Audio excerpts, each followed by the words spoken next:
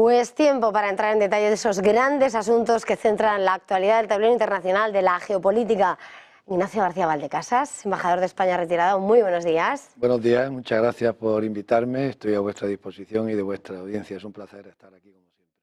El placer es nuestro y más además en un momento tan candente por los desafíos, los puntos calientes y además candente lo que es la convocatoria, las urnas, las elecciones previstas, las que han sorprendido y esta semana, esa segunda vuelta de las elecciones en Francia, esta tarde tiene que terminar por dibujarse quiénes van a concurrir, cordón sanitario que parece estar rodeado de demasiadas líneas rojas para salir adelante y una Le Pen que se perfila, ya ha salido como victoriosa en la primera vuelta y en la segunda todos quieren aplacarla. Sí, efectivamente, ahora visto retrospectivamente resulta incomprensible que Macron haya disuelto la Asamblea Nacional para que prácticamente su partido entre en vía de desaparición, ¿no? Un partido también que nació de la nada y que lógicamente pues no ha tenido tiempo porque tampoco tiene una ideología precisa para consolidarse. Efectivamente no va a funcionar el cordón sanitario porque las fuerzas de la derecha, quizás no el 100%, pero el 90% van a votar al candidato de Marine Le Pen y esos son un 40% del electorado viendo los resultados y el 20% de los que han votado al partido de Macron, pues yo creo que como mínimo la mitad o se abstienen o se rechazan votar a la izquierda, al Frente Popular de la Izquierda, con lo cual pues es bastante probable, en mi análisis, bastante probable que alcancen la mayoría absoluta de la Asamblea. Sé que los análisis, la mayoría de los análisis, lo que preven es una mayoría, pero no mayoría absoluta. Yo creo que es posible y bastante probable que obtenga una mayoría absoluta de la Asamblea. A la hora de mirar la figura de Le Pen, antes de pasar a otras cuestiones, de alguna manera se ha visto como de frente a lo que eran los primeros discursos, parece que luego se rebajaba un poco ese tono, sobre todo cuando además Macron advertía del riesgo de una guerra civil y parecía que podía rebajarse hasta en lo que pasó con Meloni en Italia. ¿Cómo se ve la figura, cómo se analiza la figura de Le Pen? Es otra manifestación esa afirmación del presidente Macron de que este señor gobierna con sus sentimientos y con sus emociones, en lugar de gobernar de una manera más racional y pausada. Efectivamente, Le Pen a lo largo de los últimos 20 años pues, ha ido moderando su discurso, pero yo creo que la parte esencial, que es común a casi todas las fuerzas del mismo espectro ideológico en Europa, en los temas migratorios, pues mantiene claramente sus principios y esos objetivos. Y yo creo que eso va a ocurrir prácticamente, o está ya ocurriendo en la mayoría, por no decir en la totalidad de los Estados miembros de la Unión Europea. Lo que ocurre es que la clase política y los medios más importantes de comunicación han optado por no querer saber o por no querer plantearse las razones por las que el electorado cada vez se inclina más por partidos de la derecha que en algunas cuestiones son más, no sé qué adjetivo utilizar, más radicales o más extremos, y uno de ellos es fundamentalmente la emigración. La gestión que estamos haciendo de la emigración, pues prácticamente desde los años 50, es una gestión muy negativa, el modelo que se ha seguido muy negativo, y es lo que está llevando a este vuelco electoral, que es muy lento, pero que va a ser incesante y que de seguir así pues tendremos el efecto de Marine Le Pen en muchos otros países de la Unión Europea, ¿no? Mirando precisamente a los temas de enfrentamiento en Europa, junto con el tema migratorio, está también, si hay una figura clave, es Viktor Orbán, que por cierto Hungría acaba de arrancar esa presidencia hoy, que desde el comienzo de la guerra es la primera vez que viaja a Ucrania y precisamente en un momento en el que, mirando a ese frente de batalla, estaba señalando, ¿no?, fuera de micrófono, cómo esas armas que se están trasladando a Ucrania, además con permiso para atacar el territorio ruso, están haciendo mucho más ruido, provocando un tensionamiento mayor de lo que se está haciendo, de lo que se está informando. Es que ahí los medios no están prestando la atención, y yo estoy seriamente preocupado por lo que está ocurriendo en Ucrania. Se está produciendo una escalada incesante, lenta pero incesante, y que nos puede llevar en algún determinado momento a un conflicto generalizado. Estados Unidos ha autorizado, la OTAN ha autorizado a Ucrania a utilizar las armas que está recibiendo, algunas de ellas misiles de largo alcance, en territorio ruso. Esas armas no están manejadas por personal ucraniano, eso es muy importante saberlo. Es verdad que los ucranianos pueden, como dicen los norteamericanos, elegir los objetivos y pulsar el botón. Pero aparte de elegir los objetivos y pulsar el botón, todo el resto lo hace personal norteamericano y personal occidental. Es cierto que no es personal militar en el sentido de militar en activo con uniforme, pero son militares, al parecer lo que son militares recién jubilados que de las Fuerzas Armadas han pasado a empresas armamentistas. Y esas empresas armamentistas, que son las que han fabricado los armamentos, contratan a los militares jubilados y son los militares jubilados los que utilizan el armamento. Es decir, para Rusia esas armas son armas norteamericanas o armas de la OTAN manejadas por técnicos y por personal militar de la OTAN, pues aunque sean recién jubilados. Y han sido utilizados de manera, por lo menos que haya trascendido al público, en dos ocasiones. Una, contra unos radares rusos, contra dos radares rusos, al parecer que no están implicados en la guerra de Ucrania, sino que estarían implicados en el caso de un eventual intercambio nuclear intercontinental, con lo cual nada que ver con la guerra de Ucrania. El segundo, sobre la playa de Crimea. Aunque en la playa de Crimea lo que ha ocurrido es que los rusos al parecer interceptaron el ataque y fue la caída de los restos del misil lo que produjo las bajas entre las mujeres y los niños que estaban en la playa. Eran bombas de racimo que están prohibidas en la legislación internacional y que afortunadamente no explotaron. El efecto que causaron fue por la caída sobre los viandantes y la gente, los veraneantes que estaban en la playa. Pero Rusia ha dicho que eso tendrá consecuencias, entonces los analistas militares están viendo qué consecuencias puede tener si Rusia va a atacar los drones occidentales en el Mar Negro, que son los que permiten la dirección el uso de estas armas, o va a atacar algunos objetivos ya más precisos occidentales dentro del territorio ucraniano, pero hay serios motivos para preocuparse de esta escalada que está apareciendo, que está siendo no muy destacada o que no se está siguiendo por los medios, pero que es incesante, paso a paso, peldaño a peldaño, y que nos puede llevar a una escalada y a un descontrol, a un accidente o a un malentendido, como ocurrió en muchas otras ocasiones, la guerra del 14 y muchas otras.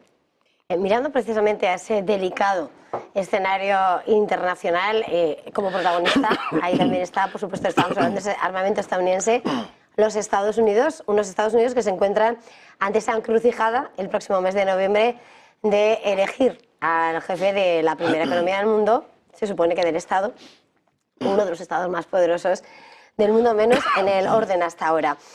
Hay varios asuntos mirando a ambos contendientes, pero por empezar, por lo que más cola está trayendo y más largo tiempo, antes de por lo último, vamos a hablar de Joe Biden. Después de ese debate, ese 27 no consigue dar la imagen de hombre de Estado en plenas facultades, arroja debilidad frente a Donald Trump y el Partido Demócrata sigue enfilado. Lo hemos visto a Blinken, todos sus apoyos, señalando como si es el candidato, eso sí, no hablando a futuro, sino de lo que ha hecho hasta ahora.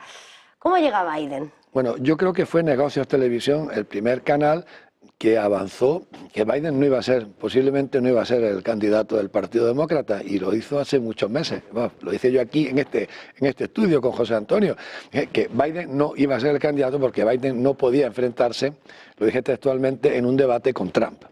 Y más adelanté que eso ya algunos lo sabían, y que Biden ha sido el candidato para que hubiera unas primarias, unas internas pacíficas y no sangrientas, como ocurrió con Hillary Clinton y Bernie Sanders. Entonces, cumplido ese objetivo de llegar a la convención sin haberse peleado, sin haberse matado entre ellos, ahora Biden obviamente no puede ser el candidato. Entonces yo avancé también aquí que el candidato sería elegido por consenso en la convención demócrata, a la que habían llegado sin pelearse, precisamente porque el candidato había sido Biden, y que sería mujer, que sería de color, y que, bueno, pues posiblemente fuera Michelle Obama. Yo sigo apostando por esa solución, que tarde o temprano van a haber otro candidato del Partido Demócrata y que va a ser mujer, y que como Kamala Harris no ha dado el resultado que se esperaba y prácticamente no tiene ninguna popularidad y no ha hecho prácticamente nada en 4 años que se sepa o que haya tenido relevancia, pues, y Hillary Clinton, algunos todavía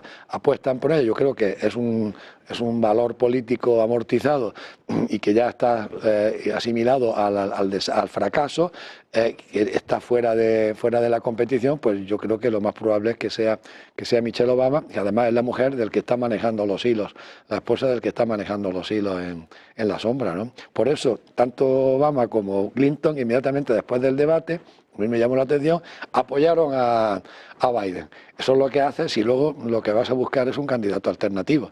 Primero apoyas al que está para dejarle tranquilo y luego pues buscas un candidato alternativo. Yo creo que van a buscar un candidato alternativo en la convención, claramente. Claro, lo que ocurre es que el círculo cercano a Biden quieren que siga Biden, porque mientras siga Biden tienen alguna posibilidad de que Biden sea presidente, o bien porque se descabalguen a Trump, o bien porque ocurra cualquier imprevisto. Biden sigue de presidente y ellos siguen en la posición en la que están tan a gusto de ministros y de responsables de organismos públicos o de corporaciones, ¿no? Antes de mirar ya la figura de Trump, vemos a un Biden que ha quedado muy debilitado, pese a todo el argumento y todo el engranaje que quiera mantenerle. Y de hecho anoche le veíamos cuando se pronunciaba en contra de lo que va a ser el siguiente tema, ¿no? Esa decisión del Supremo de dar esa inmunidad parcial a Donald Trump, en una comparecencia en la que no admitía preguntas. Y eso que en breve llega hasta, bueno, el gran evento, ¿no?, en Washington de la cumbre de la OTAN. Pero ¿hasta qué punto puede mantenerse parapetado fuera de las preguntas, fuera de meterse a ese examen Joe Biden con toda la que está por venir? ¿Lo están manteniendo ahora mismo para frenarlo o...? ¿A Biden? Bueno, yo creo que lo están manteniendo yo creo que en mi opinión lo están manteniendo para llegar a la convención y en la convención elegir un candidato alternativo. Yo creo que eso está claro y además lo van a elegir de una manera que va a permitir la unidad del Partido Demócrata. Es que a diferencia del Partido Republicano, el Partido Demócrata son dos. Una parte de izquierda, por ejemplo, pro-Palestina, y una parte de centro de derecha, pro-israelí. Una parte activista y otra parte pues dirigiendo los hilos del complejo militar industrial. O sea, son dos partidos que son bastante distintos y que cada vez se están separando más. Entonces cualquier incidente, cualquier mecha, pues produce un enfrentamiento como el que se produjo entre Bernie Sanders y Hillary Clinton, como acabo de señalar. Entonces, con Biden eso se ha evitado y en la convención pueden llegar a un consenso pacífico sobre un candidato. Mirando a lo que es, sin lugar a dudas, el otro contendiente, Donald Trump, de hecho, en el debate estuvo mucho más contenido de lo que puede llegar a dar de sí. Eso sí, decía Biden, usted no está para seguir gobernando, pero evidentemente con un perfil que parecía algo más relajado con lo que puede llegar a ser ese carácter de Donald Trump, que ahora tiene el aval por parte del Supremo de que, bueno, que sea otro tribunal el que tenga que definirse inmunidad parcial para concurrirse, que, bueno, pues sobre todo después de haber la decisión, ¿no?, sobre cuánto tuvo que ver o no en el asalto al Capitolio. Sí, en el debate que tuvimos precisamente aquí en Negocio, la noche del debate, tuvimos un debate, sí. José Antonio nos preguntó que cuáles eran los riesgos que corrían ambos candidatos. Y yo dije que el riesgo de Biden era que ocurriera lo que ha ocurrido, pues que perdiera los papeles y que, dada su edad y su situación médica, mental y física, pues que no estuviera a la altura, y eso es lo que ha ocurrido. Y en el caso de Trump yo dije que el riesgo que corría era hacer una sobreactuación que le enajenara una parte del electorado más o menos moderado. Es cierto que la actuación de Trump fue mucho más moderada, como tú has dicho, que en las campañas anteriores, porque él ha debido llegar a la conclusión que ya no necesita la estridencia para tranquilizar a sus seguidores, que sus seguidores ya los tiene asegurados.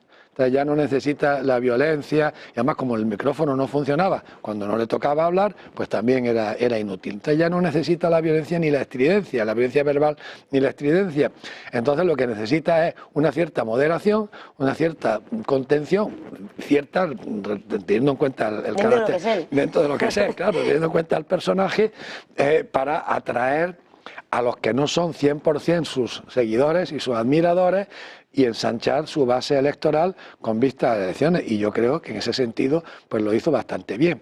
Y ahora, encima, porque el gran acierto que tuvo Trump durante su presidencia fue conseguir nombrar 3 miembros del Tribunal Supremo, los tres jóvenes que van a estar ahí 20, 30 o 40 años, de los cuales uno era de los que habían sustituido a un republicano, a un intermedio y a una demócrata que se negó a dimitir cuando podía haber dimitido y haber sido sustituida por otro juez o por otra jueza demócrata. El resultado es que al final el Partido Demócrata se ha encontrado pues con una minoría de 3 frente a una mayoría de 6. Y claro, eso Trump tiene las espaldas muy bien cubiertas por el Tribunal Supremo, entre ellas la inmunidad. El Tribunal Supremo no le ha dado inmunidad absoluta, le ha dado una inmunidad para los actos cometidos en el ejercicio de su función como presidente. Y ha ocurrido porque nunca el caso se había planteado antes.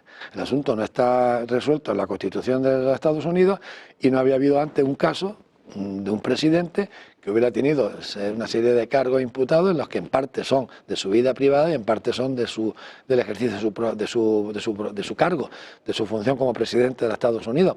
Lo que ocurre es que, por lo que estamos viendo, el Tribunal Supremo va a hacer una interpretación bastante amplia y generosa de lo que son los actos en ejercicio de sus funciones, como por ejemplo las comunicaciones con el fiscal general en el caso del fraude electoral de Georgia o de intentar cambiar los resultados en Georgia, o las comunicaciones internas en el caso del asalto al 6 de enero al Congreso. Es decir, que va a haber una interpretación bastante laxa y amplia de lo que es el ejercicio de las funciones de presidente de la República en Estados Unidos. Bueno, sea como sea, Trump está superando obstáculos, Biden no deja de encontrarse con nuevos obstáculos, e incluso con ese efecto sorpresa que pueda llegar si finalmente llega otro nominado en esa convención en Chicago, 19 de agosto. Sí. ¿Daría tiempo a esa sorpresa en realmente cosechar demasiado ese voto para las elecciones de noviembre? ¿O hasta qué punto todo le da una ventaja a Trump? Bueno, es que yo creo que tampoco nos preguntábamos en el debate de aquí que hicimos en Negocios la noche del debate, nos preguntábamos qué había llevado a los demócratas a querer hacer un debate casi 2 meses antes de su convención, cuando ni siquiera todavía Trump ni Biden eran candidatos.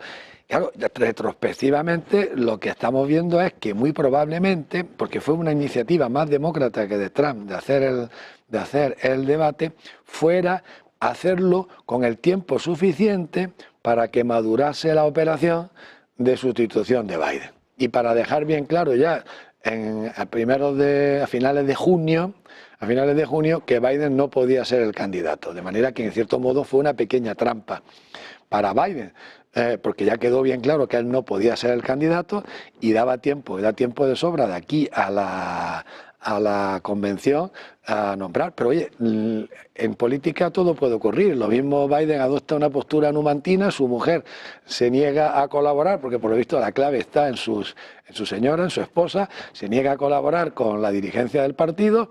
Biden se aferra, pide que se vote en la convención y en principio, pues si hay una votación en la convención, pues Biden sería el candidato y en ese caso claramente el ganador no sería el Partido Demócrata, sino que sería el Partido Republicano con Trump o quizás incluso con otro candidato, ¿no? Pero lo bueno de estas cosas es que a 1 de noviembre tenemos la respuesta, que hay otros asuntos que se quedan en el aire y que pasan semanas, meses y años y que nunca sabemos, pero estas cosas las vamos a saber en pocos meses, ¿no? Y esperemos que de aquí a noviembre la escalada en Ucrania no se descontrole y que ya la nueva administración, sea demócrata o sea republicana, pues controle y evite una verdadera tragedia, una verdadera catástrofe. Bueno, los mercados siempre dicen que en verano siempre dan mucho más de sí de lo que uno espera, pero la geopolítica está claro que este verano va a ser intensa. Es que las guerras, aunque parezca una cosa de conspiración paranoica, muchas guerras y muchos conflictos escalan pues, por accidentes o bien por operaciones de falsa bandera, y eso no es un invento. Lo que ocurre es que las operaciones de falsa bandera tardan decenios en saberse, pero el acorazado Maine, el Golfo de Tonquín, el tren de Manchuria, hay otros muy chuscos como los soldados alemanes disfrazados de polacos en el 39, pero bueno, hay otros que eso se ve enseguida, pero hay otras falsas banderas que tardan años, en decenios, en salir a la superficie, y bueno, y es posible que hubiese algunos analistas apuestan porque habría una operación de falsa bandera este verano. Esperemos que no, esperemos que no. Pues muchísimas gracias, Ignacio García Valdecasas, embajador de España retirado. Gracias por estar una vez más en Negocios Televisión. Gracias a vosotros por tenerme y a vuestra disposición y de la audiencia como siempre. Pues a usted, feliz jornada, feliz negocio.